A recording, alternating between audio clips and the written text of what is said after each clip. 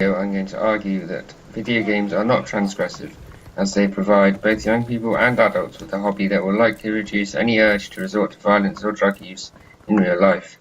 The gameplay you're watching is me playing a game of Hardpoint in Activision's Call of Duty Advanced Warfare. Call of Duty is a good place to start in relation to the transgressive nature of video games. Research has indicated that young people are more likely to play violent video games, and that most top-selling video games contain violence.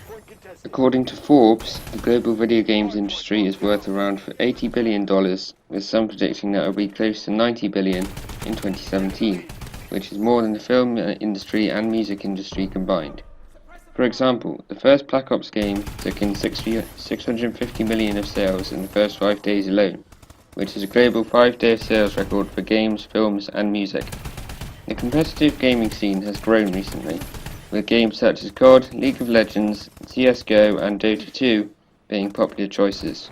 Companies such as MLG host game battles matches and big tournaments, with prize funds ranging from $2,000 to $1 million. MLG also offers professional players such as Nadeshot a chance to stream their games live and interact with their fans whilst playing. Pro COD teams such as Optic Gaming can earn six-figure salaries through streaming, making YouTube videos, and winning tournaments. Research has found that 97% of children and adolescents in the United States play video games for at least 1 hour a day. The vast majority of research has been focused on the negative impact of video games, although there has been some research that shows that video games can have a positive impact. There have been several moral panics surrounding violence in gaming. The suspects in the Columbine massacre and the Newtown shootings, for example, are thought to have played violent video games. In 2013, this resulted in President Obama requesting Congress to allocate $10 million for research on the effect of violent media. In terms of the positive aspects of gaming, there have been numerous training studies that have recruited new gamers who are randomly assigned to either play a first-person shooter or another type of game. Compared to control participants, those in the first-person shooter category showed faster attention allocation, higher spatial resolution in visual processing, and enhanced mental rotation capabilities. A meta-analysis showed that improvements in spatial skills from playing first-person shooters are comparable to high school and university-level courses which are aimed at improving these skills. Spatial skills can be trained with video games in a relatively short period of time, and it has been found that they can transfer to other spatial tasks outside the context of gaming. There is a lot of debate over the differences between single-player and multiplayer games. Single-player focused games such as Skyrim and Fable, for example, have a lot more concentration on the story rather than player versus player action. There are some games that have multiplayer built into their story mode, such as Destiny, where you can level up and earn weapons without having to play the story, but those games can still be used in single player. Bowen and Hodges argue that video games do not usually require any complex interactions between the user and the system. Although the user may be interacting frequently, the interactions are mostly simple. Rich interaction within games is achieved through direct manipulation of objects, various input devices, and a high degree of freedom. From my own experience, if I'm going to put a lot of hours into a game, then I prefer to play an immersive single-player game with a lot of main and side missions such as Assassin's Creed. But if I feel like having more of a challenge against actual people, then I'll play a multiplayer and competition-focused game such as COD. Some games do have parts of them which are inherently transgressive.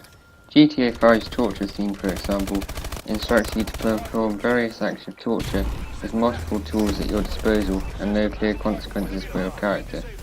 There's also a scene in Modern Warfare 2 where you are with 3 Russian terrorists and you go around an airport mowing down innocent civilians with heavy machine guns. Interestingly, however, the game does give you the opportunity to skip this part if you find it to be offensive or upsetting. Addiction to gaming can be a factor just like addiction to drugs or alcohol. Although unlike drugs and alcohol, the biological aspect of video game addiction is uncertain. There is a psychological context, however.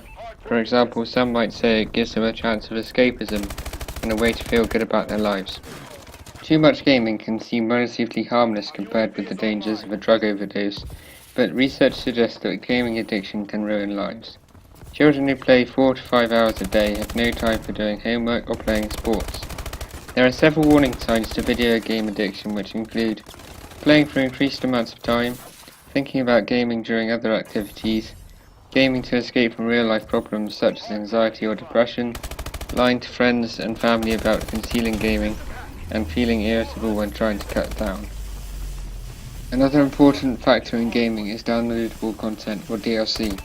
DLC can be defined as content which is not already in the raw download file when you purchase the game either on disc or digitally. DLC is generally paid for and can range in price from £1 to £40 or £50. With COD, for example, there are usually 4 sets of DLC a year, with 4 different multiplayer maps. Players can either buy the map packs individually or buy the season pass, which this year costs $34.99 and is a reduced price from the overall cost of each individual map pack. There are some controversial issues surrounding DLC. Firstly, most players believe that they shouldn't have to pay for content which is sometimes already programmed into the game. Secondly, in some games there is a pay-to-win factor, with games such as GTA 5 having the option to purchase in-game currency with real-life money. In COD, however, there is an option to purchase advanced supply drops, which give players the opportunity to purchase supply drops for $1.99, even though you can earn these just through playing normally. These are a form of microtransaction and give the possibility of earning elite weapons without having to put a lot of hours into the game. There are some games which are focused purely on education. Brain Training for the Nintendo DS is a game which can train maths and spatial skills. In a trial backed by the Scottish Government, a school in Dundee used the game instead of conventional maths lessons and found an increase in students' learning capabilities, and the students preferred its normal lessons because it was more engaging and interactive. Video games are playing an increased role in the school curriculum as teachers seek to deliver core lessons such as math and English, along with new skills such as computer programming, in a way that holds their students' interest. Some argue that this method is a gamification of education and that it allows students to take a more active role in learning as they develop the technology skills they need. However, there have been very few studies that confirm whether video games improve performance and academic achievement, so they shouldn't be seen as the next quick fix to the education system.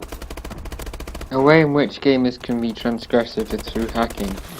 If players have the technological know-how, they can hack a game so that they can get given benefits such as invincibility, unlimited money, or unlimited ammunition, for example. This can be very game-breaking and is hugely unfair to other players.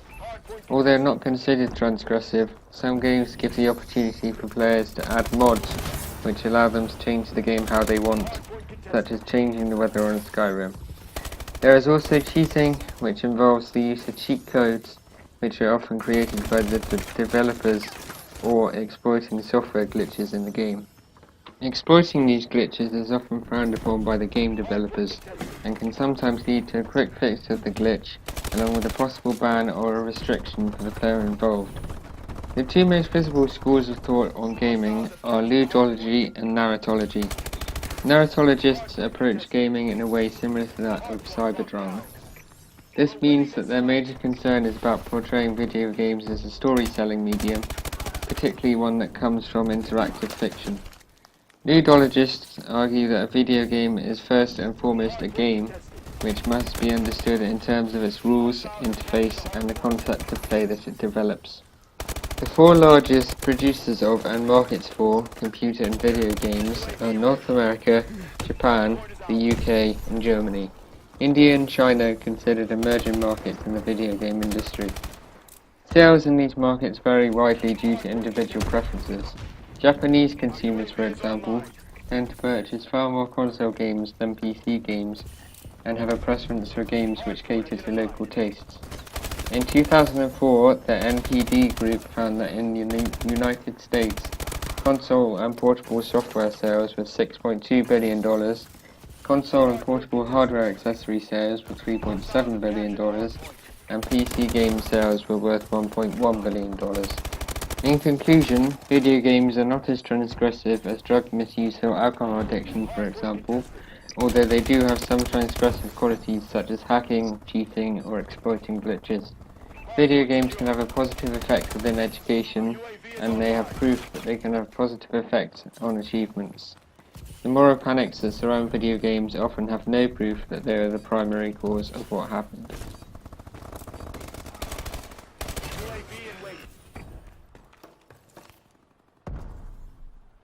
done, Sentinel.